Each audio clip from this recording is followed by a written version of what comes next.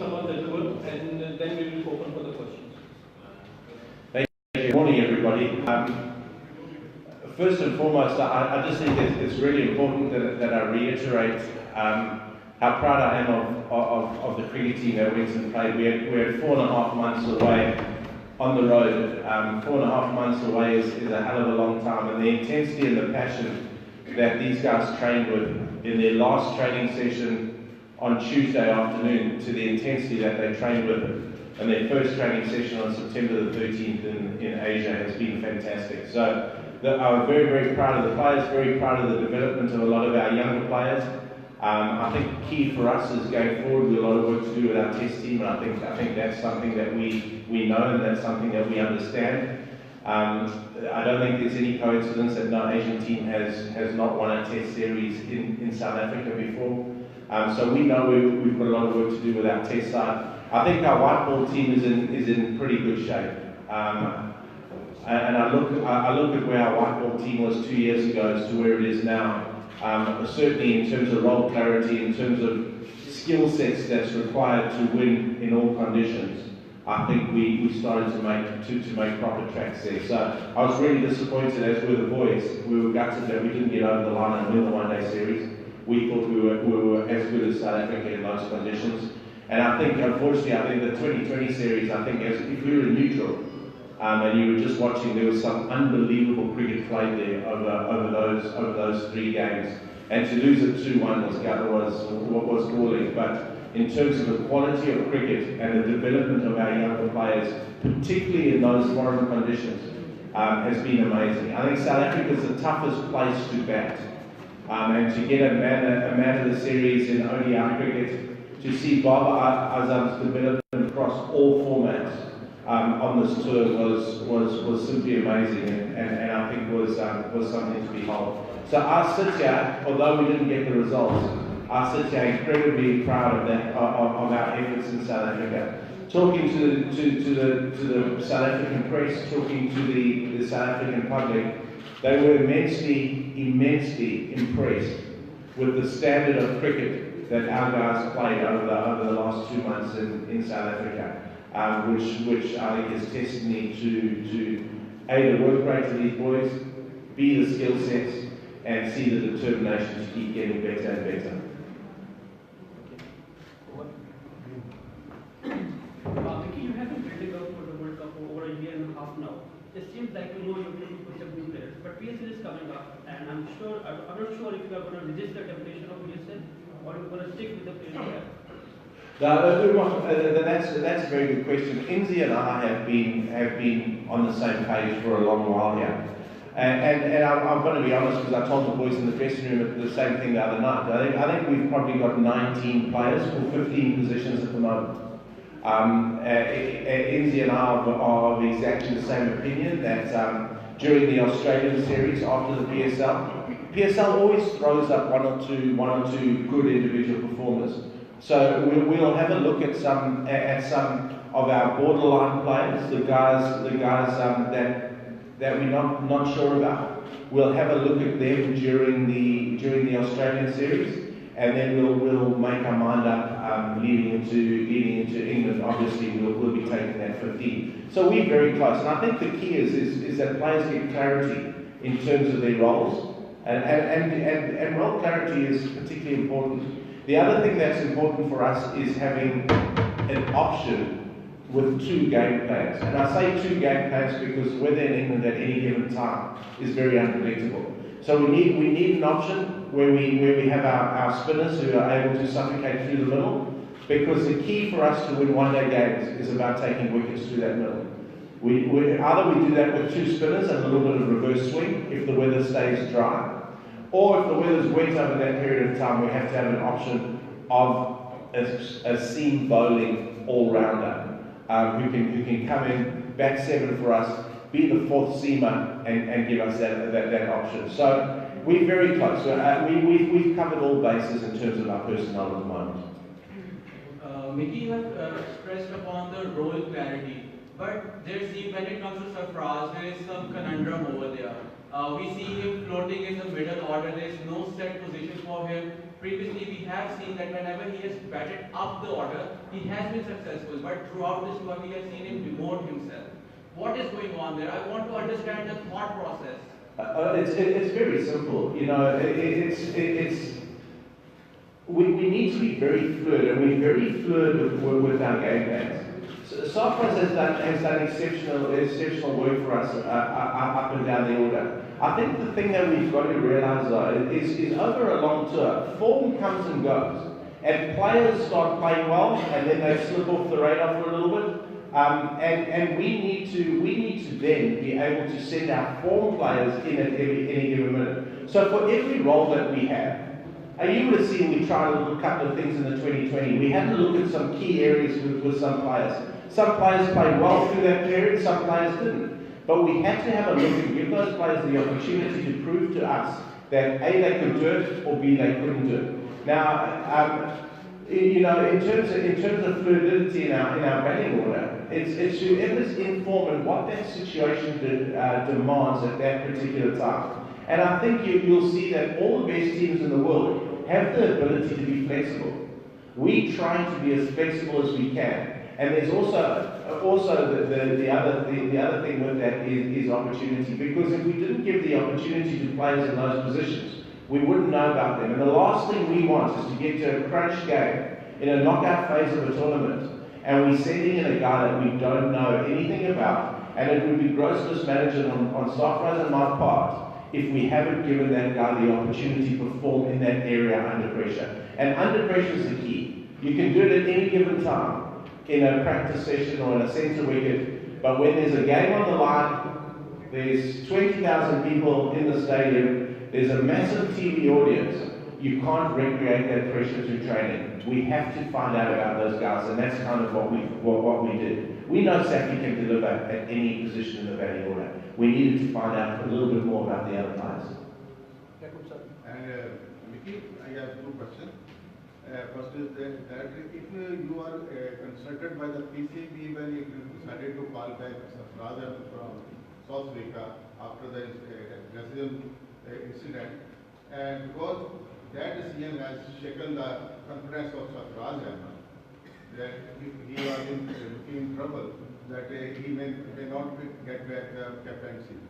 And second, in a recent interview, you have said that domestic cricket sector of Pakistan is weak.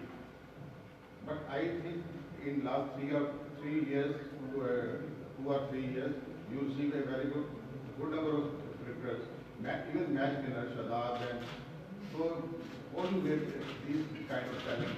All right, let me deal with the first question first. I was kept very much in the loop by the PCB. Safraz, what he did was wrong, and it was worked through. We spoke it through as a team. We educated the team through that process. Safi took it on the chin. He apologised. He moved forward. Everything was handled properly. He was sanctioned by the RCC, and that's an issue between the PCB and the RCC. I can't answer that. But he was sanctioned, and he's been punished. He's apologised, so we can move forward from that. I was kept very much in the loop. The insecurities around Safi has been put to bed now, and we've got clarity on that. I was part of that conversation with the chairman as well. He consulted me, as he did Inzimam and a couple of other role players. We have made that decision because we are very comfortable with Safraz leading this team forward. So there's clarity, there's no more speculation. We know who's going to lead the team. Around domestic cricket, I just look at players that arrive in our setup. And this is no slight on anybody. This is an education process that we need to go through. I know the chairman and the new CEO at the moment are working thoroughly to have a look at what a really good domestic structure is for Pakistan. Now, I'm not for 1 minute degrading the domestic structure. Is the domestic structure way too big? In my opinion, it is. I think we need to come back to strength first strength. Is the conditions that the players are playing in domestic cricket, do they replicate first-class test cricket or international cricket? I'm not sure they do. Those are questions that we need to be answered, and the structure will be taken forward later.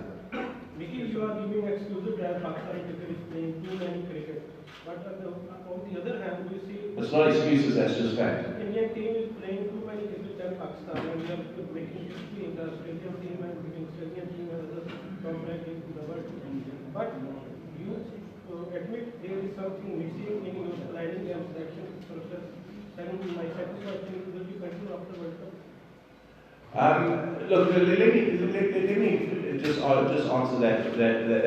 We've played the most cricket over the last four and a half months of any team in the world. And that's not an excuse. I'm not using it as an excuse because that's the way it is. And we've got to handle that. India have a large pool of players available to them, and they rotate their players very, very well. We didn't rotate our players as much because we were on a process with our young players. We need to educate them in all conditions. So that's exactly that's the decision we made. The second part of your question was around planning. Our planning's done. We've got our schedules. We've got everything in place leading up to the World Cup. Myself, Inzamam, and Safraz have been completely united in the process that we want going forward. We've been united in the playing group that we've identified.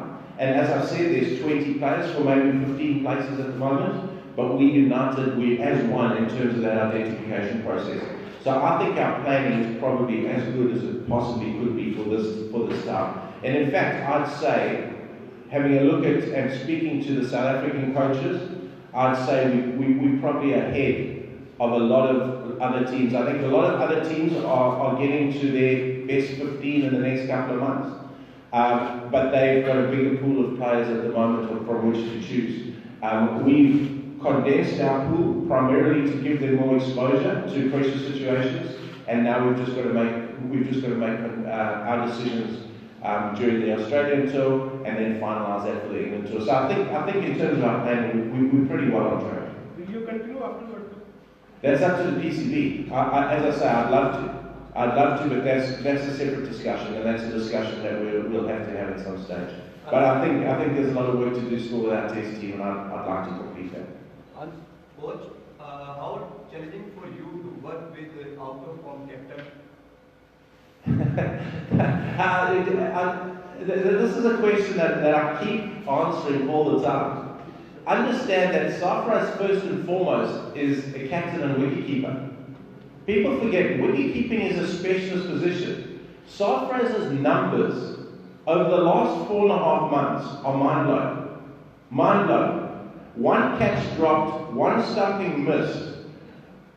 I can tell you because I did the research coming back on the plane last night because I thought I might get this question.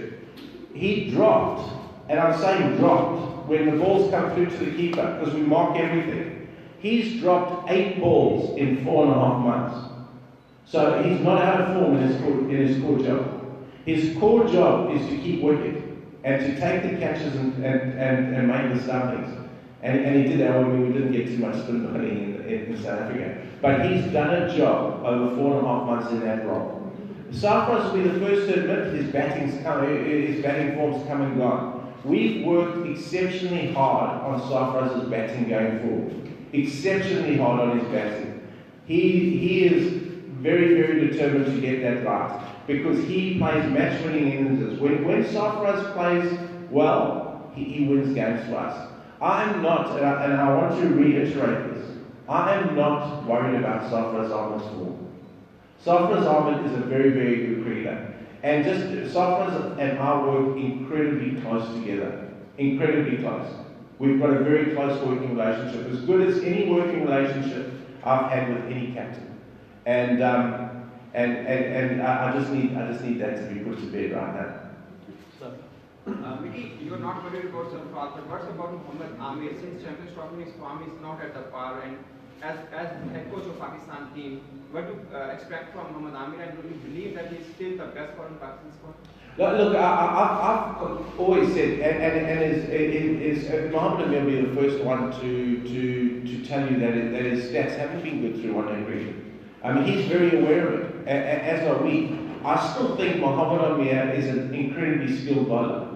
I think Mohammad Amir has the ability to win games of cricket for Pakistan. When the ball swings, there's no better bowler. Yes, the ball hasn't swung for a bit, and that's something that we're working incredibly hard on. Is it his wrist? Is there something in his action? We identified him. He was decelerating a little bit into the crease. We've worked on all that with Mohamed Amir. Mohamed Amir is still incredibly skilled. Mohamed Amir still has big match temperament. And when the games are on the line, and this is how I judge a player, when the games are on the line, he wants the ball. He wants the ball in the pressure situation.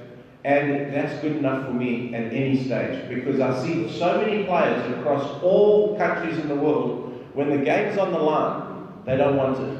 Mohamed Amir wants it. He wants it. He's got that attitude. And I was so happy to see him bowl, particularly one of the last 2 nights ago in Centurion. His skill level came to the fore. He executed his Yorkers beautifully. And when the ball reverses, he gets a little bit of reverse as well. So, stats, not great. We know that. But sometimes you have a gut feel about a player. When the big moment presents itself, I'm comfortable that he will deliver. Morning.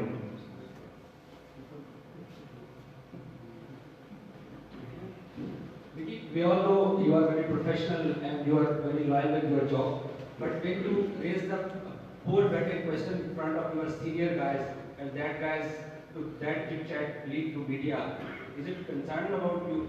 You are concerned about this? Yeah, look, what's said in the dressing room stays in the dressing room. I'm very straightforward as a coach, and the players know that. I'm honest, I'm open, I wear my heart on my sleeve. That creates, for me, an environment where there's a lot of trust. Yes, I'm pretty emotional at times. And at that particular moment, I did have a conversation with our senior players. But that was a positive, constructive conversation in the dressing room. A lot of the stuff was grossly exaggerated. And I made no apologies for having those discussions, because those discussions are only there to improve the team. Those discussions are only there to improve the team. And there's no malice intended at all. When we walk out the dressing room, we are as united as we were before that discussion. I need to give the guys a straightforward and honest appraisal, like I do at the end of every day. We debrief every day of international cricket that we play. And I can't sugarcoat it when we didn't think it wasn't good enough. I hate the fact, though, that it comes out in the media. But why PCB you compromise, and why do you not send home to that players who leave your chit chat with senior guys? Well, can you tell me who it was? If you tell me who it was, then we can take action. But you won't tell me who the source is, will you?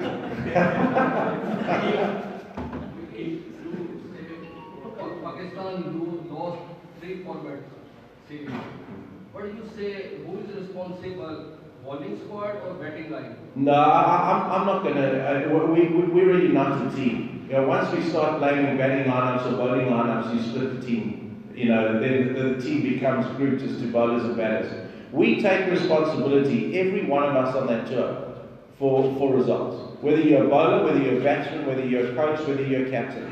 We're in it together. We're a very, very proud team. And if you could see how gutted and disappointed the players are after every loss, you'd be incredibly proud of them, because it just shows how much it means playing for Pakistan to these players. Our dressing room is a shattered place when we lose a game. We're an incredibly proud team, incredibly proud. We don't like losing. We hate losing. We're there to win, and we're there to win for Pakistan first and foremost. One thing we need to say is sometimes the opposition plays incredibly well. South Africa in the tests completely dominated us in those conditions. And again, I thought the one-day series was touch and go. We had opportunities to win every one of those games. And that's the key areas that we as a team are focusing on, and those are the key areas we as a team are giving our attention to, is that when a key moment presents itself in a game, we have to have the ability to nail it. And I think that was our problem on the tour. We didn't nail those key moments. So if we learn from that, when the key moments present themselves in larger games, hopefully then we can nail it. Vicky, if we saw Pakistan test performance after New Zealand and after South Africa, after that, where you rate Azhar Ali and Ashish Shafiq in testing, And also, Mohammad Amir's performance, if he is same form, can you continue with him in the World Cup? Look, he's certainly within the mix for the World Cup without a doubt. So, Mohamed Amir will lead because, I've already answered the question. You know my feelings around Mohamed Amir. As Ali and Hassan Shafiq, as I've always said to you, I think they are senior players. They're the guys that will drive our bag forward.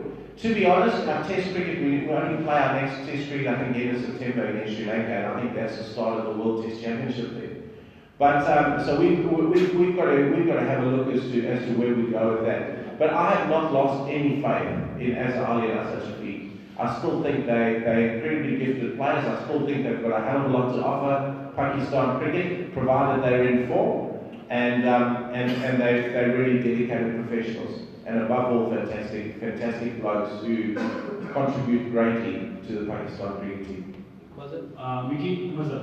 Hey, Maz, yeah. Yeah, Mickey, there was a game in South Africa where South Africa batsmen hit 11 sixes at Pakistan. I knew you would ask this question, Maz. So, do you think that it is a concern going forward in World Cup, and especially with Asif Ali not part of the one-day squad? I mean, who is going to take care of the last power play in one-day cricket? That's a great question. I think I answered it to you when you sent me those stats the other night. In 2020 cricket, we've won 14 of our last 18 games.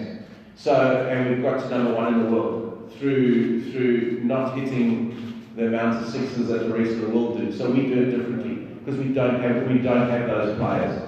In one-day cricket, it is something we have to work on. We work on our power hitting every day we go down to the net. When our training session finishes, and you will have seen us, you've been on tour with us, guys go out to the middle, we throw balls at them, we work on their stable positions, we work on their power hitting. It's something that we try damn hard to get right, and yes, I know we don't hit as many sixes. And if we haven't got the personnel that can hit as many sixes as other guys, we've got to find other ways to do it. And our running between the wickets, I think, has improved tremendously. I think we're running hard. I think we outran South Africa. We've got to find other ways. Of course, if we can find a power hitter who can do it, hallelujah, that would be fantastic. But we just don't have the personnel. And it was interesting to see Shadab Khan in the last 2020 game. He's worked every day on his tour on that power hitting, and it came to the fore in the last game. But you're right, I mean, it is a concern. We just haven't got those players. All we can do is try and make them better. Last question. Coach, my question is about regarding all-rounder. Why Fahim Ashrafi is spontaneously selected in Pakistan team after being not performed well either in bowling or batting? Look, I think Fahim Ashrafi is a fantastic cricketer. And we've got to understand that he's a very young cricketer, still finding his way. We're trying to develop a seam bowling all-rounder. I think our best way of winning Test matches is with 5 bowlers, and I've said that unconditionally. I've said that all the time. That's our most attacking style. That's the brand that we want to play to win Test matches. So Fahim Ashraf becomes critical to that. We have to work on Fahim Ashraf's batting though. And the reason, you're going to ask me the next question, the reason why we didn't do it in South Africa, Shadab Khan, for us to play 5 bowlers becomes paramount in that selection.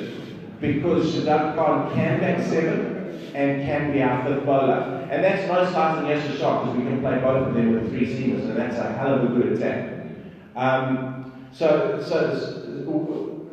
Fahim is probably not able at this point in time to bat 7 in our Test side because that makes our tail too long. So with Shadab Khan not available for Test 1, we couldn't go down that line. We couldn't go down that brand of cricket. We are trying damn hard with Fahim's batting. Fahim works immensely hard in his game. His bowling I think, has got better and better at times. Towards the back end of the tour, he was iffy. The one thing he did exceptionally well though, when he had clarity around his role, he produced at the death. So we've got to take the confidence that he bowls with at the death to his first couple of overs in a game and give him that type of clarity. I think we'll get the best out of Fahim. I still think Fahim Ashraf is a very, very talented cricketer and one that we can work on going forward. Last question, please. Yeah. Mickey, my question consists of two parts. Yeah. First, you have done a wonderful job in the Champions Trophy with the three guys, senior guys you have been key, Hafiz, Malik, and others. What do you think, how these three will give you a good benefit in upcoming World Cup, because this is a wonderful and best inning you have to play in a World Cup. And second one, do you think as a professional, your parallel job in a Pakistan Cricket Board as a head coach and in a PSL as a coach, is a conflict of interest for you to select a team for World Cup? I'll answer that one first because that's always a bone of contention.